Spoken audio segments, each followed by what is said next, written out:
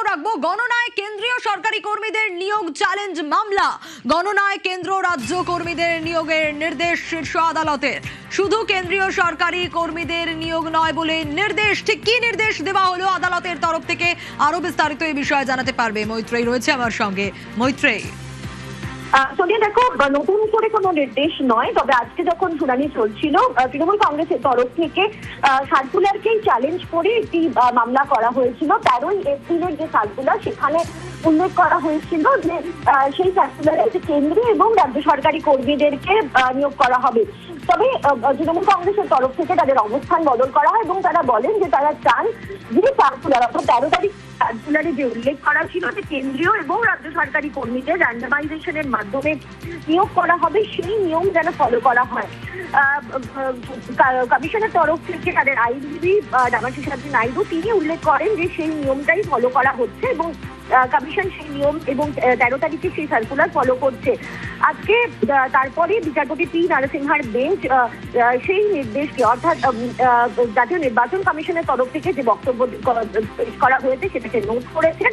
অর্থাৎ কমিশনের তরফ থেকে এবার শুধুমাত্র যে তৃণমূলের তরফ থেকে যে বারবার অভিযোগ উঠছিল যে শুধুমাত্র কেন্দ্রীয় সরকারি কর্মচারীদেরকে নিয়োগ করা হচ্ছে ইলেকশন সুপারভাইজার এবং ইলেকশন এজেন্ট, কাউন্টিং সুপারভাইজার এবং কাউন্টিং এজেন্ট হিসাবে, সেই জায়গাটাতে বদল হবে এবং র্যান্ডমাইজেশনের মাধ্যমে তাদেরকে নিয়োগ করতে হবে। সেই বক্তব্য আজকে নোট করেছে কমিশনের কথা অনুযায়ী সর্বোচ্চ আদালত। সেক্ষেত্রে মৈত্রেয়ী, আরো একবার একটু জানতে চাইবো যে এই যে কেন্দ্রীয় সরকারি কর্মচারীদের নিয়োগ চ্যালেঞ্জ মামলা এবং যে নির্দেশ দেওয়া হয়েছিল, এবং আজ একটু দর্শকদের জন্য আরো ডিটেলে জানতে চাইবো যে আজ ঠিক কি হলো। যেহেতু আজকে বিশেষ বেঞ্চ এই মামলার শুনানি করে, বিচারপতি পি নরসিংহা এবং বিচারপতি জয়মাল্য বাগচির বেঞ্চে এই মামলার শুনানি হয়। রাজ্যের তৃণমূলের তরফ থেকে এই মামলার সঙ্গে থাকো। ইতিমধ্যেই আমরা যোগাযোগ করতে পেরেছি, তৃণমূল নেতা জয়প্রকাশ মজুমদার রয়েছেন আমার সঙ্গে। আপনাকে স্বাগত জানাবো নিউজ 18 বাংলায়। স্টুডিও থেকে সোনিয়া কথা বলছিলাম। এই যে গণনায় কেন্দ্রীয় সরকারি কর্মীদের নিয়োগ চ্যালেঞ্জ মামলা, কারণ গণনায় কেন্দ্রের রাজ্যের কর্মীদের নিয়োগের নির্দেশ শীর্ষ আদালতের ছিল, শুধু কেন্দ্রীয় সরকারি কর্মীদের নিয়োগ নয় বলে নির্দেশ ছিল, এবং আজকের এই শুনানি কিভাবে দেখছেন গোটা বিষয়টা? না, নির্বাচন কমিশন ব্যর্থহীন ভাবে এবং লজ্জাকর ভাবে কেন্দ্রীয় শাসক দল বিজেপির তাঁবেদার হয়ে কাজ করছে, সেটা আরেকবার প্রমাণিত হয়েছে। নির্বাচন নিয়ে আমরা ওরা হবে কেন, আর নির্বাচন কমিশনে বা তার মধ্যে জড়িয়ে যাবেন কেন? কেন্দ্র একদল শাসন করছে, রাজ্য আর একদল শাসন করছে, এটা তো অহরহ হয়ে এসছে ভারতবর্ষে। সেখানে নির্বাচন কমিশন তো নিরপেক্ষ থেকেছে। এইবার আমরা দেখছি নির্বাচন কমিশন আদা জল খেয়ে উঠে পড়েছে যে কি করে কেন্দ্রীয় শাসক দলকে সন্তুষ্ট করা যায়, কিংবা তাদের হুকুম মেনে সব সর্বদা চলছে। আমরা ওরা এই জিনিসটা কেন নির্বাচনে আসবে, গণতন্ত্রের মধ্যে আসবে কেন, নির্বাচন কমিশন এতে জড়িয়ে যাবে? এটাই তো সব থেকে বড় প্রশ্ন। নিরপেক্ষতা জলাঞ্জলি দিয়ে কেন্দ্রীয় কর্মী না রাজ্যের কর্মী, এই জিনিসটার যে আলোচনা হচ্ছে, এটাই ভারতবর্ষের জন্য লজ্জার নয়? 80 বছর হয়ে গেল স্বাধীনতা, এত বছর ধরে নির্বাচন হচ্ছে, এই এতদিন পরে নির্বাচন কমিশন এগিয়ে যাওয়ার বদলে একেবারে পেছিয়ে গেল। বিজেপি পেছিয়ে যাওয়ার কথা বলছে, 5000 বছর আগে চলো, কিন্তু নির্বাচন কমিশন কেন পেছু হচ্ছে সেই পেছনের দিকে? আজকে আমরা ওরা এই কনসেপ্টটা কেন নির্বাচনে আসবে যে সুপ্রিম কোর্টকে ইন্টারভেন করতে হচ্ছে? এটা হওয়া উচিত না। নির্বাচন কমিশন যদি ঠিক থাকতো তাহলে এই প্রশ্ন এইভাবে সকলের সামনে উঠে আসতো না। অনেক ধন্যবাদ জানাবো আপনাকে। আবারও মৈত্রেয়ীর কাছেই যাব। মৈত্রেয়ী, যেমনটা তুমি বলছিলে যে আজ বিচারপতি পি নরসিংহা এবং বিচারপতি জয়মাল্য বাগচির বেঞ্চে শুনানি, সেখানে কি হলো আরেকবার একটু জানতে চাইবো। আজকে তৃণমূল কংগ্রেসের হয়ে সওয়াল করেন আইনজীবী কপিল সিবাল এবং তিনি মূলত 4টে বিষয় উল্লেখ করেন। এক, এই 13 তারিখের সার্কুলারের কথা, যে সার্কুলারের বিষয় সমস্ত রাজনৈতিক দলগুলি জানতে পারে 29 তারিখ। সাধারণভাবে এই ধরনের কোনো সার্কুলার যদি ইস্যু করা হয় তাহলে সমস্ত যারা এস্টাবলিশ রাজনৈতিক দল আছে তাদেরকে আগে থেকেই জানিয়ে দেওয়া হয় ডিইওদের জন্য যে 13 তারিখ যে সার্কুলার ইস্যু করা হয়েছিল। এবার এবং তার পাশাপাশি তারা বলেন করেন যে এই অ্যাপ্রিহেনশন কেন, এই কোথা থেকে এই অ্যাপ্রিহেনশন আসছে। তার মানে প্রথম থেকেই জাতীয় নির্বাচন কমিশন রাজ্য সরকারের বিরুদ্ধে একটা অ্যাপ্রিহেনশন পেশ করছে, যেটা একপাক্ষিক। এর পাশাপাশি তাদের তরফ থেকে এই বিষয়টাই উল্লেখ করা হয় যে এই যে গণনা রয়েছে সেখানে তাদের যে সার্কুলার রয়েছে সেই সার্কুলারের উল্লেখ করা রয়েছে যে কেন্দ্রীয় সরকারি এবং রাজ্য সরকারি কর্মীদেরকে নিয়োগ করতে হবে। তাহলে শুধুমাত্র কেন কেন্দ্রীয় সরকারি কর্মীদেরকে নিয়োগ করা হচ্ছে? আদালতের তরফ থেকে বিচারপতি জয়মাল্য বাগচি তিনি উল্লেখ করেন যে যে নিয়ম রয়েছে, অর্থাৎ যে আইন রয়েছে, সেই আইন অনুযায়ী গ্রুপ বি এবং গ্রুপ সি লেভেলের যে কোনো অফিসার সেটা র্যান্ডমাইজেশনের মধ্যে কেন্দ্রীয় সরকারি বা রাজ্য সরকারি কর্মী নিয়োগ করা যেতে পারে এবং সেক্ষেত্রে সার্কুলারকে চ্যালেঞ্জ করা যায় না। তার কারণ প্রাথমিকভাবে তৃণমূল কংগ্রেসের তরফ থেকে 13 তারিখের এই সার্কুলারকেই চ্যালেঞ্জ করে মামলা দায়ের করা হয়েছিল। যদিও পরে আইনজীবী কপিল সিবাল তিনি উল্লেখ করেন যে না, তারা সার্কুলারকে চ্যালেঞ্জ করছেন না, তারা চান যে 13 তারিখ। মৈত্রীর সঙ্গে থাকো। ইতিমধ্যে বিজেপি মুখপাত্র দেবজিৎ সরকারের সঙ্গে আমরা যোগাযোগ করতে পেরেছি। আপনাকে স্বাগত জানাবো নিউজ 18 বাংলা। স্টুডিও থেকে সোনিয়া কথা বলছিলাম। এই যে গণনায় কেন্দ্রীয় সরকারি কর্মীদের নিয়োগ চ্যালেঞ্জ মামলা আজ শুনানি হলো। কোথাও গিয়ে কিছুক্ষণ আগে জয়প্রকাশ মজুমদার তৃণমূলের তিনি বলছিলেন যে কমিশন যদি নিরপেক্ষ থাকতো তাহলে কোথাও গিয়ে এই প্রশ্নগুলোই উঠতো না। কমিশন কি করছেন সেটা কমিশনের বিষয়, সুপ্রিম কোর্ট কি বলছেন সেটা সুপ্রিম কোর্টের অবজারভেশনের বিষয়। ভারতীয় জনতা পার্টি এই সব নিয়ে কোনো টিপ্পণী দিতে আগ্রহী নয়। 15 বছরের তৃণমূলের অপশাসন মানুষকে এমন জায়গায় নিয়ে গেছে, সমস্ত সেনা যদি আধা সেনা যদি তুলে নেওয়া হতো, সমস্ত ব্যবস্থায় যদি অন্যরকমও হতো, তাহলেও গণরোষ তৃণমূলের উপরে আছড়ে পড়তো ভোটের সিস্টেমের মধ্যে। ব্যালটটা এখন আর নেই ইভিএম মেশিনে, তাই আছড়ে পড়তো। বিজেপির যেটা এখন শুধু সময়ের অপেক্ষা, তৃণমূল যাচ্ছে। এখন এই ধরনের কোনো কথা মানুষের পাত্তা দিচ্ছে না, অধীর আগ্রহে অপেক্ষা করছে 7 তারিখ গণনা, এবং গণনার পরে পশ্চিমবঙ্গে নতুন সূর্যের উদয় হবে। তৃণমূল যাচ্ছে, তৃণমূল থাকবে না, বিজেপি তার চোরা ইঞ্জিনে সরকার নিয়ে আসছে। ধন্যবাদ।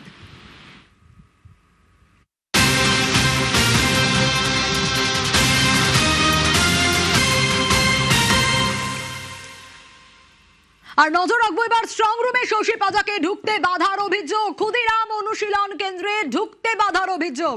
কেন্দ্রীয় বাহিনীর জওয়ানের বিরুদ্ধে অভিযোগ প্রার্থীর। আরো বিস্তারিত এই বিষয়ে জানাতে পারবে বিশ্বজিৎ রয়েছে আমার সঙ্গে। বিশ্বজিৎ, প্রার্থী পরিচয় তো তিনি জানিয়েছিলেন, কিন্তু তারপরেও কি কারণে আটকানো হলো? ঠিক এক্স্যাক্টলি কি অভিযোগ উঠে আসছে? কারণ এর আগে আমরা দেখেছিলাম যে এই ক্ষুদিরাম নিয়েই কিন্তু নানা অভিযোগ বারবার করে উঠে এসেছিল। আমরা দেখেছিলাম কিভাবে শশী পাজা, কুণাল ঘোষ তারা রীতিমতো সেখানে বসেছিলেন। একদমই, তোমাকে দেখাবো একবার ক্ষুদিরাম অনুশীলন কেন্দ্রে যেখানে স্ট্রং রুম রয়েছে, ঠিক তার আগে এভাবে ব্যারিকেড এবং তার সামনে কেন্দ্রীয় জওয়ানরা রয়েছেন, কেন্দ্রীয় বাহিনীর জওয়ানরা রয়েছেন, কিন্তু তার সঙ্গে কলকাতা পুলিশের কর্তারাও রয়েছেন। কারণ যখনই শশী পাজা ঠিক 10:30টার সময় যখন ঢুকতে যান, তিনি কেন্দ্রীয় বাহিনীর যে জওয়ান তাকে আটকান এবং তিনি পরিচয়পত্র দেখান যে তিনি ক্যান্ডিডেট। একথা বলার পরেও তাকে আটকে রাখা হয়। যখন তারপর কলকাতা পুলিশের কর্তারা তারা আসেন, এসে বলেন যে তিনি ক্যান্ডিডেট, তিনি ভেতরে যেতে পারেন। এটা বোঝানোর পর অবশ্য কেন্দ্রীয় বাহিনীর জওয়ান আর দ্বিতীয়বার তাকে আটকাননি, তিনি গেছেন। কিন্তু এই যে আই কার্ড দেখানোর পরেও তাকে আটকে রাখা, সেই কারণেই বিরক্তি প্রকাশ করেন শশী পাজা এবং তিনি ভেতরে গেছেন। সিসিটিভি ফুটেজ পরীক্ষা করে দেখছেন এবং ভেতরে 10:30টার নাগাদ তিনি ভেতরে ঢুকেছেন। এখনও পর্যন্ত 8 ঘন্টার বেশি সময় তিনি ভেতরে রয়েছেন। ইতিমধ্যেই বিভিন্ন এজেন্টরা তারা ভেতরে রয়েছেন সর্বক্ষণ 24 ঘন্টা নজরদারি হচ্ছে। কারণ আমরা জানি গতকাল যখন এই প্রশ্ন উঠেছিল, গত পরশুদিন একটি উত্তেজনার পরিস্থিতি তৈরি হয়। বিজেপি এবং তৃণমূল প্রার্থীরা মুখোমুখি তারা যখন আসেন, সেই সময় একটা উত্তেজনাকর পরিস্থিতি তৈরি হয় এবং সেই কারণে এই যে ব্যারিকেড এবং যে অর্ডার দেওয়া হয়েছে 30 এপ্রিল অর্থাৎ বিএনএস 163-তে, যে এই চত্বরে যে 163 ধারা লাগু রয়েছে, সেই অর্ডার যেমন যেমন দেওয়া হয়েছে কলকাতা পুলিশ কমিশনারের পক্ষ থেকে, পাশাপাশি এরকম ব্যারিকেড অর্থাৎ দুর্ভেদ্য একটা দুর্গের আকার নেওয়া হয়েছে। গতকাল সকাল থেকেই আমরা দেখছি এই পরিস্থিতি, এবং সেখানেই আজ যখন শশী পাজা আবারও যখন এই কেন্দ্রে যখন ঢুকতে চান স্ট্রং রুমে, তিনি পরিস্থিতি খতিয়ে দেখতে 10:30টার সময় আসেন, তখন একেবারে এবং শেষে কলকাতা পুলিশের হস্তক্ষেপে তারপর শশী পাজা ভেতরে ঢুকতে পারে। জোর রাখবো, ভোটের পরেই বাড়লো গ্যাসের দাম। বাণিজ্যিক গ্যাসের দাম এক লাফে বাড়লো 994 টাকা।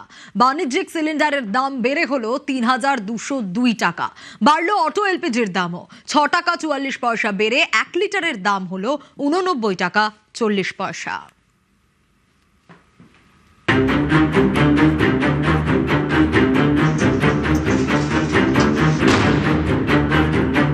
ভোটের আগেই তো 10 দিন আগে দাম কমিয়েছিল, এবার বুলডোজার চললো। সত্যি কথার সঙ্গে মিল আছে, তবে হ্যাঁ এরকম হলে একটু ভাবতে হবে, একটু চিন্তা করতে হবে। ভোট বাক্স বন্ধ বলেই দাম, এখনো তো ফলাফল বাকি।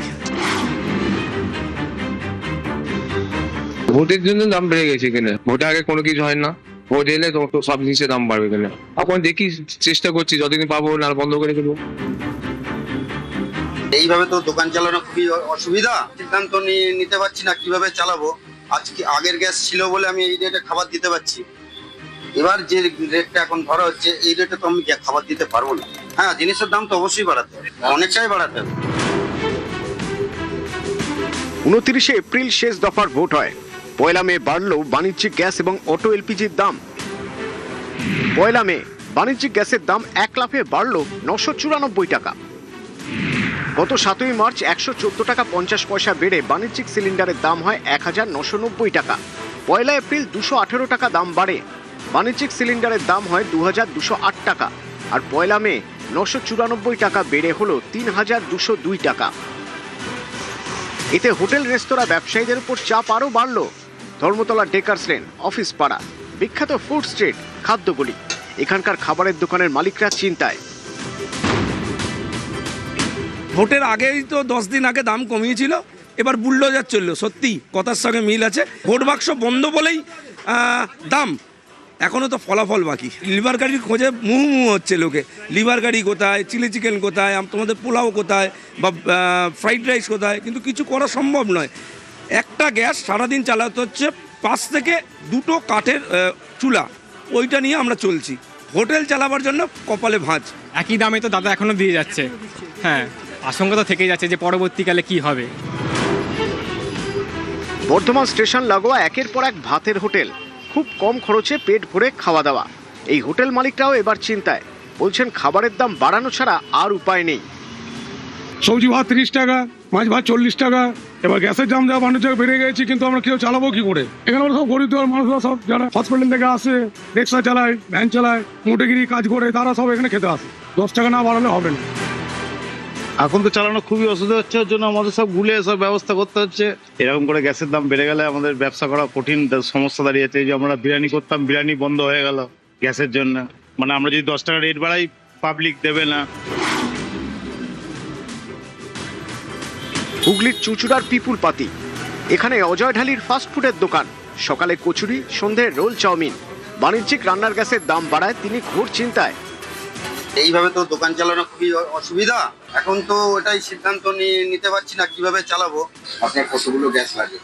আমার 12 থেকে 14টা মাসে পাওয়া যাচ্ছে না, মাঝে মাঝে দোকান বন্ধ রাখতে হচ্ছে গ্যাসের জন্য। হ্যাঁ, জিনিসের দাম তো অবশ্যই বাড়াতে হবে, অনেকটাই বাড়াতে হবে। হ্যাঁ, কাস্টমারদের তো অবশ্যই সমস্যা হবে। শুধু বাণিজ্যিক সিলিন্ডার নয়, 1 মে থেকে দাম বাড়ল অটো এলপিজির। 6 টাকা 44 পয়সা বেড়ে 1 লিটারের দাম হলো 89 টাকা 40 পয়সা। 1 ফেব্রুয়ারি থেকে অটো এলপিজির দাম 6 বার বেড়েছে। 1 ফেব্রুয়ারি অটো এলপিজির দাম ছিল 57 টাকা 6 পয়সা। 1 মে 6 টাকা 44 পয়সা বেড়ে হলো 89 টাকা 40 পয়সা। অর্থাৎ 3 মাসে অটো এলপিজির দাম বাড়ল লিটারে 32 টাকা 34 পয়সা। সকালে উঠে যখন শুনেছি না, মাথা দিয়ে ব্রেন খারাপ হয়ে যাওয়ার মতো অবস্থা হয়ে গেছে। যখনই শুনেছি 90 টাকার কাছাকাছি চলে এসছে গ্যাস, তো খুব পরিস্থিতি খারাপ চলছে।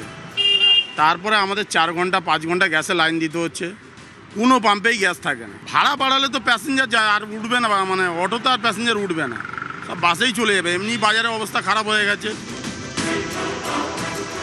নিউজ 18 বাংলা।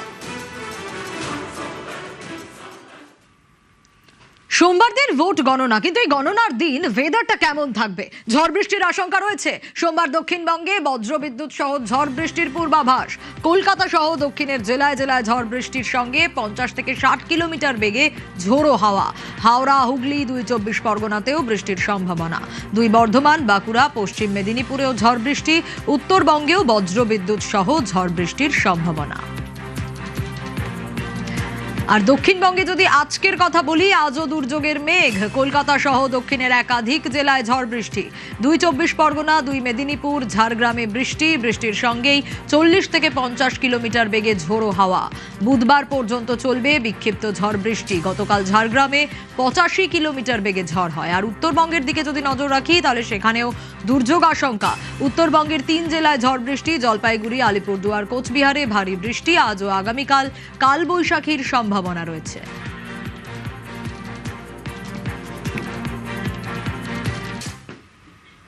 তুমুল ঝড় বৃষ্টিতে রাতে ঝাড়গ্রামের বিনপুরে বিপত্তি। বিনপুরে বর্ষুক জোড়ায় মাটির বাড়ি ধসে একজনের প্রাণ চলে গেল।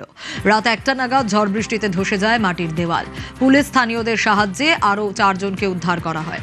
জখম অবস্থায় হাসপাতালে ভর্তি 2 মহিলা সহ 4।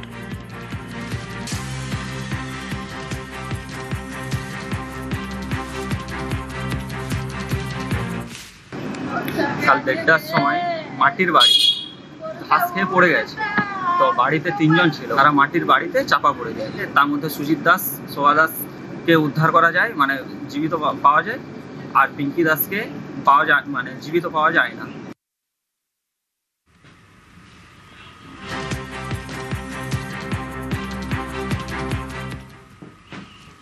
আর ভরা বৈশাখে দুর্যোগ বাংলায়। ঝড় বৃষ্টিতে জেলায় জেলায় চাষে ব্যাপক ক্ষতি। পরপর 3 দিনের কালবৈশাখীতে চাষে ক্ষতি হয়ে গেছে। চাষে ব্যাপক ক্ষয়ক্ষতি বাঁকুড়ার বিষ্ণুপুরে। কালবৈশাখীতে পাকা ধানে মই, আলুর পর এবার বোরো চাষে লোকসানের আশঙ্কা। ঝড় বৃষ্টিতে মাঠেই নুইয়েছে পাকা ধান। জমা জলে ফসল পচার আশঙ্কা। তড়িঘড়ি ফসল ঘরে তুলতে কৃষকরা মরিয়া।